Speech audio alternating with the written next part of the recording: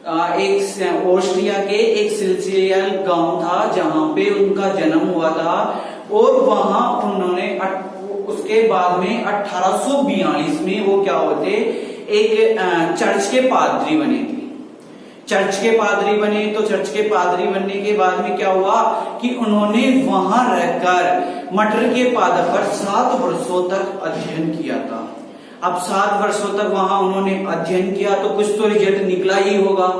तो देखो आपको एक चीज यहां मैं यह बता देता हूं कि जो उन्होंने 1842 में तो उन्होंने क्या बने, वो पादरी बने। फिर उनका क्या था कि वहां मन नहीं लगता था। अब मन नहीं लगता था तो उनके माइंड में एक चीज आई कि क्यों नहीं अपन ये चीज करें, कि क्यों नहीं अपन कुछ एक्सपेरिमेंट करें। तो उन्होंने क्या किया था, 1856 से 1863 तक, कितने, 1856 से 1863 तक मटर के पादप, जिसे उद्यान मटर कहते हैं, उद्यान मटर पर प्रयोग किया।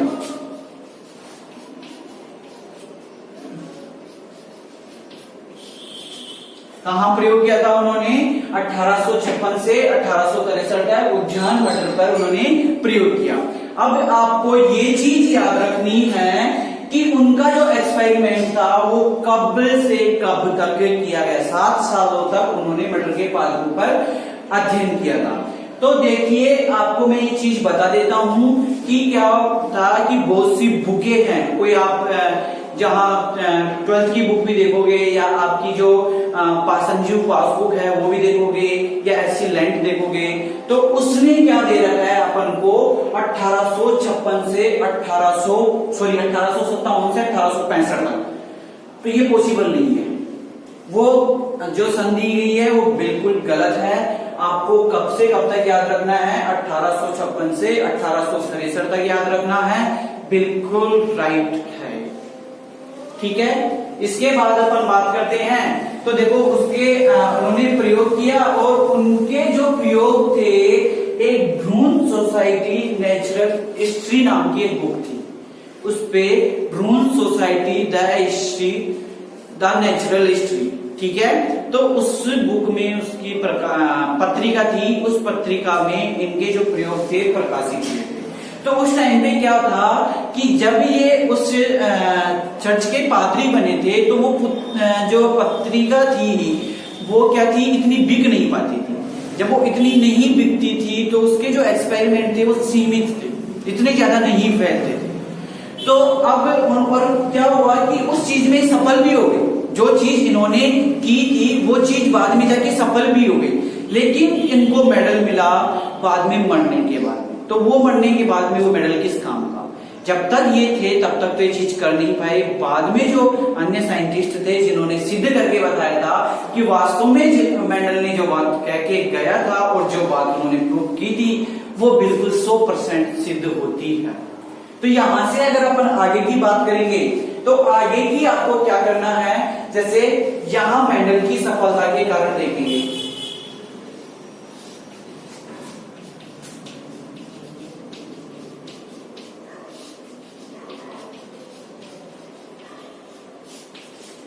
तो आपको ये हर बार ये क्वेश्चन आता है, अभी हाफ ईयरली हुई थी, उस हाफ ईयरली में भी आया था कि मेंडल की सफलता के कारण बताइए। तो देखो सफलता उसको किस वजह से सफलता मिली, उसके कारण अपन को देखने हैं कि किस कारण से उसने सफलता प्राप्त की। तो फर्स्ट की अगर अपन बात करते हैं तो पहली बात, उन्होंने एक समय में एक ही लक्षण की वंशानुगति का अध्ययन किया कि जब तक उसको रिजल्ट नहीं मिला तब तक वो उसी चीज के पीछे भागता रहा, 7 साल तक वो उसी चीज के पीछे भागता रहा। अपन क्या करते हैं कि किसी भी चीज को अपन को अचीव करना होता है, जिन बच्चों में अगर सेल्फ मोटिव होता है तो वो उस चीज के लगे रहते हैं कि अपन को ये चीज प्राप्त करनी है, आज इस टॉपिक को क्लियर करना है तो मेरे को करना ही है। लेकिन जो आलसी होते हैं जैसे मेरे जैसे, तो वो क्या करते हैं कि या तो एक चीज को एक दिन ट्राई करेंगे, दूसरे दिन ट्राई करेंगे, तीसरे दिन ट्राई करेंगे, चौथे दिन वो ट्राई ही नहीं करते हैं, आज छोड़ देते हैं। जबकि अपन को ऐसा करना ही नहीं चाहिए कि जो चीज अपन को पसंद आ गई है, जो अपना जो लक्ष्य है उस लक्ष्य के पीछे अपन को भागना चाहिए कि मेरे को तो यही करना है, चाहे कुछ भी हो जाए।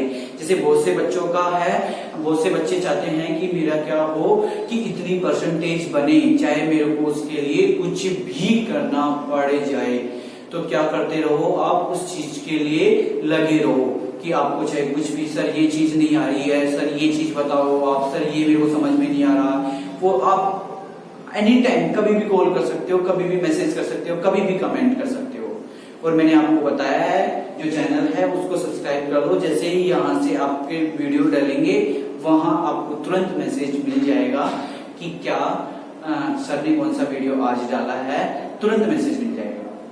तो यहाँ अपन बात करते हैं सफलता के कारण। तो पहले सफलता की जो मेंडल की सफलता थी, उस सफलता में उसने पहले देखा कि एक ही समय में एक ही लक्षण की, मतलब 7 साल तक जब तक उसको रिजल्ट नहीं मिला तब तक वो एक ही चीज के पीछे भागता रहा। तो एक ही समय में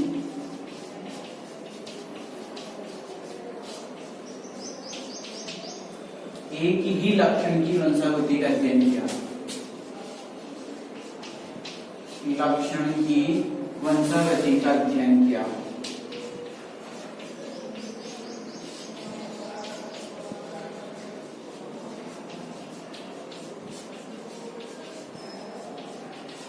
ठीक है।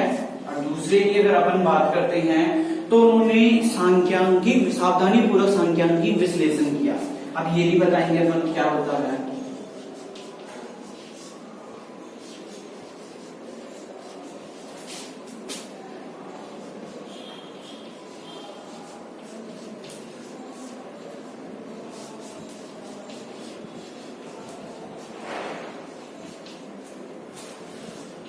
देखो सांख्यिकी विश्लेषण का मतलब है कि उन्होंने है ना जो भी शब्दावली ली, एक फिक्स शब्दावली ली। जैसे वो अपन आगे बात करेंगे तो जितने भी बड़े और प्रभावी लक्षण थे उनके लिए टी लिया था, और जितने भी छोटे और अप्रभावी लक्षण थे उनके लिए स्मॉल टी लिया था। तो ये जो टी और कैपिटल टी, स्मॉल टी, तो इसको अपन बोलते हैं सांख्यिकी विश्लेषण, कि उसने किस प्रकार के जो है सुनिश्चित आंकड़े लिए थे, जिससे अपन हिंदी में क्या बोलेंगे, सुनिश्चित आंकड़े लिए थे उन्होंने। तो सांख्यिकी विश्लेषण किया, और उसके बाद में जो थर्ड किया, मटर के पादप पर सावधानी पूर्वक अध्ययन किया।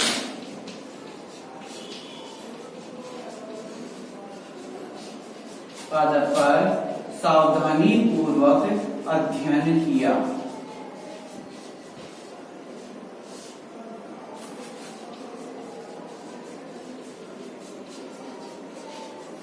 तो ये जो है अपनी क्या है, मेंडल की सफलता के कारण है। तो मेंडल की सफलता के कारण वैसे भी आपको आपकी बुक में दे रखे हैं, 3 के 3 हैं। ठीक है, यहां से आगे कल पढ़ेंगे अपन, कल बात करेंगे। Thank you.